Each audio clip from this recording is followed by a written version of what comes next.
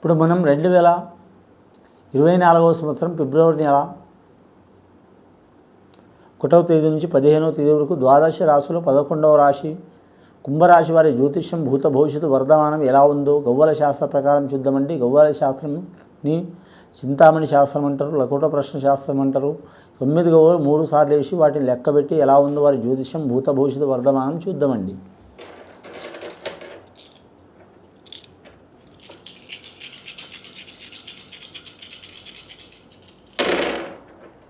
కుంభరాశి వారికి అదృష్ట సంఖ్య పడ్డదండి, 8వ సంఖ్య పడ్డది. శని మహాదశ జాతకం వారిది. చాలా వరకు లక్ ఉన్నది, కానీ మాత్రం కరెక్ట్ మాత్రం ముఖ్యంగా కౌరవులు పాండవులు ఎలా పోటీగా ఉంటారో అలా ఉంటుంది వారి జాతకంలా. ఎక్కడ చూసినా ప్రతిదాని పరీక్ష ఉంటుంది వారి పేరు మీద. ఎంత శుభం ఉందో అంత అశుభం ఉంది. గండాలు చిక్కులు చాలా ఉంటాయి వారి పేరు మీద. అడగడుగున మాత్రం విషమ పరీక్షలు ఉంటాయి. కానీ మాత్రం వాహన ప్రమాదాలు జరిగే అవకాశం ఉంది. కరెంటు నష్టం, కరెంటు నుంచి ఎఫెక్ట్ అయ్యే అవకాశం ఉంది. అలాగే మాత్రం వారి జాతకంలో నీటి నుంచి ప్రమాదం అయ్యే అవకాశం ఉంటుంది, గ్యాస్ నుంచి ప్రమాదం అయ్యే అవకాశం ఉంటుంది, అగ్ని నుంచి ప్రమాదం అయ్యే అవకాశం ఉంది. అష్టపాలకులు శుభం చేస్తారు, కానీ అష్టదిక్కు నుంచి కూడా వీరికి ఏదన్నా ఒక ప్రాబ్లం వచ్చే అవకాశం ఉందండి. సంసారంలో ఒకరి మనసులో ఒకరు ఉండరు, పిల్లలు ఉండరు, పెద్దలు ఉండరు, ఎవరి మనసులో వాళ్ళే ఉంటారు. చెప్పేటప్పుడు బాగానే ఉంటారు, చేసేటప్పుడు ఎవరికి వారే ఎమ్నకు తీరి అన్నట్టు ఉంటారు. భార్య చెప్పినప్పుడు భర్త వినరు, భర్త చెప్పినప్పుడు భార్య వినరు. అన్నదమ్ములు చెప్పేటప్పుడు అన్న చెప్పాడు తమ్ముడు వినరు, తమ్ముడు చెప్పేటప్పుడు అన్న వినడు. ఇటువంటి సంఘటనలు జరిగే అవకాశం ఉన్నాయి. మన భారతదేశంలో ఏంటంటే ఐకమత్యమే మహాబలం అన్నారంటే, ఏ దేశమైనా, ఏ రాష్ట్రమైనా, ఏ ప్రాంతమైనా కానీ వీరికి ఐకమత్యం చాలా ఉంటుంది. కానీ మాత్రం వీరికి ఎల్నాటి శని ప్రభావం మూలంగా ముఖ్యంగా మాత్రం చాలా వరకు వీరికి మాత్రం ఆటంకాలు చాలా ఉంటాయి. ఐకమత్యం మహాబలం ఉంటే గెలుస్తారు వీరు. కానీ ఎవరికి వారు ఎమ్నకు తీరి అంటే మాత్రం చాలా వరకు ఇబ్బందులు అవుతాయండి. పూర్వకాలంలో ఒక శాస్త్రం ఉండేది, మాట అది జోక్ కాదు, రియల్ అది. కానీ మాత్రం ఒక్కో కట్టెని విరగొట్టాలంటే 5 నిమిషాలు కాదు, కానీ అన్ని కట్టెలు మూట కడితే మాత్రం వాటిని విరగొట్టాలంటే చాలా కష్టం. అలా ఉంటే చాలా మంచిది. రెండవది మాత్రం కానీ మాత్రం 4 గోవులు ఉండేవి, 4 ఎడ్లు ఉండేవి, 8 వాటిని అవి ఉన్నంతకాలం మాత్రం ఏ పులి ఏ క్రూర జంతువు ఏం చేయలేదు. కానీ అవిని కొట్లాడి మాత్రం వేరైనప్పుడు మాత్రం వాటి మీద మాత్రం ఒకదాని మచ్చిక చేసుకొని పులులు సింహాలు మాత్రం మింగేసినాయి. అలాంటి వ్యవహారం అయ్యే అవకాశం ఉంది. చాలా జాగ్రత్తగా ఉండాలండి. అలాంటి చిక్కులు చికాకులు, అపమృత్యు భయం, ఆరోగ్య బాధలు, నిందలు, చిక్కులు, కోర్టు కేసులు తొలగిపోవాలంటే వీరు ఖచ్చితంగా మాత్రం శనేశ్వరుని పూజ చేయాలండి. శ్రీశైలం మల్లికార్జున స్వామి పూజ చేయాలి. అలాగే శనేశ్వరునికి మాత్రం వీలైతే వారి ఇంట్లో కానీ, వారి ఊర్లో కానీ, వారి గ్రామంలో కానీ, ప్రాంతంలో కానీ, రాష్ట్రంలో కానీ ఎక్కడైనా చేసుకోవచ్చు. మెయిన్గా మాత్రం తూర్పుగోదావరి జిల్లా మదనపల్లి గ్రామంలో మాత్రం శనేశ్వరాలయం ఉంది, అక్కడ చేసుకోవచ్చు. అక్కడ తప్పితే మహారాష్ట్ర ప్రాంతంలో శని సింగణాపురం ఉంది, అక్కడ చేసుకోవచ్చు. చాలా శుభప్రదం అయ్యే అవకాశం ఉందండి. రెండవసారి గవ్వలేసి చూద్దాం కుంభరాశి వారి పేరు మీద.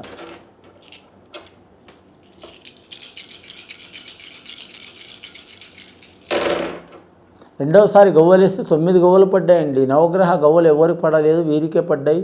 నవగ్రహాలు వీరికి శాసిస్తున్నాయి. వీరి జాతకంలా రాజయోగం ఉంది, బంటి యోగం ఉంది, మంత్రి యోగం ఉంది. 3కు వీరే ఉన్నారు. రాజైన వీరే, మంత్రి అయిన వీరే, బంటి అయిన వీరే, కష్టమైన నిష్ఠురమైన వీరే.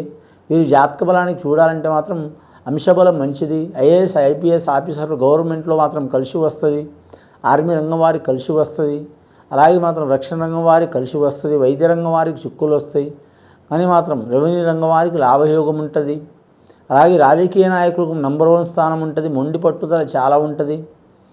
కానీ మాత్రం మీరు జాతకంలో చూడాలంటే వృశ్చిక రాశి వారితో కలిసి వచ్చే అవకాశం ఉంటుంది. కుజుడు అధిపతి. అలాగే మేషరాశి వారితో కలిసి వచ్చే అవకాశం ఉంది. కుజుడు అధిపతి. మంగళవారం రోజు మాత్రం రాహుకేతులకు పూజ చేయించడం చాలా మంచిది. అమ్మవారితో సహా, అమ్మవారు వెంకటేశ్వర స్వామి, కానీ శివపార్వతులు, వెంకటేశ్వర స్వామి, లక్ష్మీదేవితో సహా పూజ చేపిస్తే వీరి మీద ఉన్న ఎల్నాటి శని కావచ్చు, అర్ధష్టమ శని కావచ్చు, చతుర్దశ శని కావచ్చు, అంతర్దశ శని కావచ్చు, కానీ మాత్రం శని మహార్దశ కావచ్చు, తొలగిపోయే అవకాశం ఉన్నది. ఇప్పటివరకు అయితే మొత్తం గవ్వలు పడ్డాయండి. 17 గవ్వలు పడ్డాయి. మూడవసారి గవ్వలేసి చూద్దాం.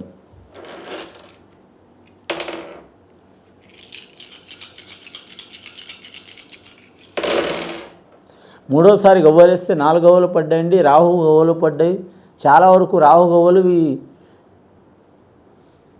కుంభరాశి వారికి మాత్రం చాలా శుభప్రదం అండి. ఎందుకంటే మాత్రం శతతార నక్షత్రం అంటే 100 నక్షత్రాల పౌరు ఒక్క శతభిష నక్షత్రానికి ఉంటుంది. ఆ శతభిష నక్షత్రానికి ఎన్ని గండాలు చిక్కులు చికాకులు వచ్చినా మాత్రం కలిసి వచ్చే అవకాశం ఉంటుంది. కానీ 4 పనులు ఏ పని చేసినా కానీ మాత్రం 3 పనులు అయ్యే అవకాశం ఉంది. ఒకటి నష్టమైన 3 లాభమయ్యే అవకాశం ఉందండి. ధనయోగంలా, రుణయోగంలా, యుద్ధయోగంలా కలిసి వచ్చే అవకాశం ఉంది. విద్యార్థులకు మాత్రం గురుబలం ఉంది కాబట్టి విద్యలో కలిసి వస్తుంది. ఒక్క గురుబలమే ఉంది. రాహుకేతుల కలయిక కూడా మంచి లేదు. 9 గ్రహాల్లో మాత్రం వీరికి మాత్రం 3 గ్రహాలు అనుకూలంగా ఉన్నాయి, 6 గ్రహాలు అనుకూలంగా లేవు. ప్రత్యర్థులు మాత్రం మీ వెంట మంచిగా ఉంటూనే మాత్రం మిమ్మల్ని ఎన్నుపోటు పొడిచే వాళ్ళు ఉంటారు. డైరెక్ట్ ఎవరు కొట్టాడలేరండి. నోటి ముందర మంచిగా ఉంటారు, నొసట్లా ఎక్కిరిస్తారు. కానీ కడుపులో చాలా కపటం ఉంటుంది. మీకు అర్థమవుతుంది కానీ ఏం చేయలేరు.